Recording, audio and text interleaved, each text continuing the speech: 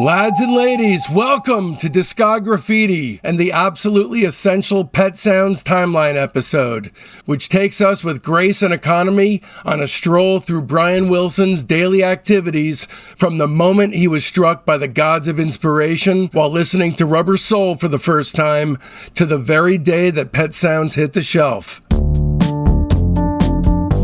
Pet Sounds is now complete, 27 sessions later. On April 13th. That's a wrap. It just needs now to be mixed and mastered. On April 16th, 1966, Brian masters Pet Sounds. He adds the train sound effects from Capitol's tape library and his barking dogs. Brian, who was with Marilyn, invited Fred Vail to come join them and listen. And it's here that I want to pass it over to Fred Vail, who was the only other person besides Marilyn who was there during the mastering and had the great good fortune to be present along with Brian and Marilyn and to describe the experience and what it was like to be there at that moment.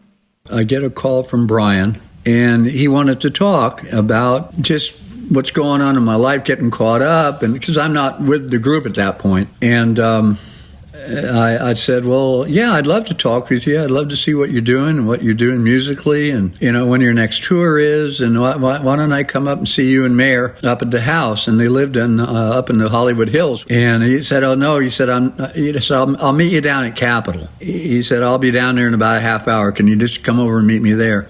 So I said, sure. So I go up, park the car, and go in downstairs in the basement, actually. It's where all the studios are. And I said, I'm Fred Vail. I'm here to see Brian Wilson. Oh, he's not here yet, but he's going to be in mastering room 2 or whatever it was. So I go down there and go in. There's an engineer there. And maybe 10 minutes later, Brian comes into the room. He was wearing a white T-shirt and brown Dockers or pants. There used to be a name for them. Dungarees, I think they call them. And he had a bunch of pancakes of 1/4-inch tape under his arm. And he comes in, hi, Fred. And I said, hey, B. And he looked up, and I could sense that there was something that he was kind of caught off balance or disturbed or something. And he came over and he put the tapes down. And it's just me and the engineer. And there's a console in front. And there's a cutting lathe to the left of the console, and all these lights, fluorescent lights in the ceiling, low ceiling, maybe 10 feet. And Brian says, do we have to have all this light? And the engineer looks at him like he's crazy, and he said, it's too bright. And he said, I can't concentrate. And so the engineer turns out the overhead lights. So the only illumination is the VU meters and the pilot lights on the console and the cutting light over the cutting lathe, right? That's it. So it's not quite pitch black, but it's 90% black. No chairs, no sofas, no fireplace, no wet bar, nothing like today's mastering lounge, which are small living rooms, basically. We sit down on the linoleum floor with Brian's left shoulder against my right shoulder. And he hands him the first tape, and he puts it on, and it's, wouldn't it be nice? And he proceeds to go through the whole record. Now, it's not Pet Sounds at that point, it's just the new album. And, you know, he does Sloop, you know, God only knows, and he ends up with Louie and Banana barking and the train whistle, and that's the end of the album. Caroline, no, whatever. So, like, there's a little bit of silence. And Brian looks over at me and, well, what do you think? And I said, Brian, you know, I heard stuff on there that I'd never heard on a rock and roll record. I said, wouldn't it be nice? The first track is a hit. It's great. I said, Sloop, Al's great. It sounds great. I said, Carl sang his ass off on God Only Knows. He said, no, that's marketing. That'll take care of itself. What do you think of the album? And then I thought, man, Brian, I'm proud of you. I love the album. I think it's great, front to back. I said, I heard instruments on there I've never heard on a rock and roll record. I've heard French horns. I heard orchestrations. It's a great album. And then he says, he looks at me and he says, what do you think the guys are going to think?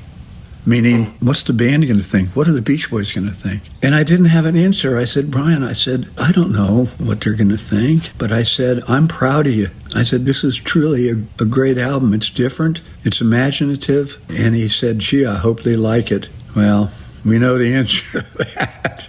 Capitol thought so much of Pet Sounds, they quickly threw out a greatest hits to cover their losses of what they thought Pet Sounds would do. And then Mike put it down because it wasn't, quote, formula. So it's like, what are you going to say about the greatest American rock album? All right, that concludes your free sneak peek into today's Patreon episode. If you want to hear the rest of it, just visit patreon.com/discograffiti and either purchase this podcast by itself for $4, or better yet, subscribe at the major tier and get access to Discograffiti's 4 weekly episodes. That's Friday's free episode, the Sunday Discograffiti Soldiers of Sound episode, which showcases Patreon members and the Elephant Six world, your Monday bonus episode, and your Wednesday early release ad-free super extended director's cut of that Friday's show. Please keep in mind this is entirely how I support my wife and 6-year-old son, so don't risk feeling badly about yourself by not supporting Discograffiti. Become a member so you don't miss a single thing at patreon.com/discograffiti.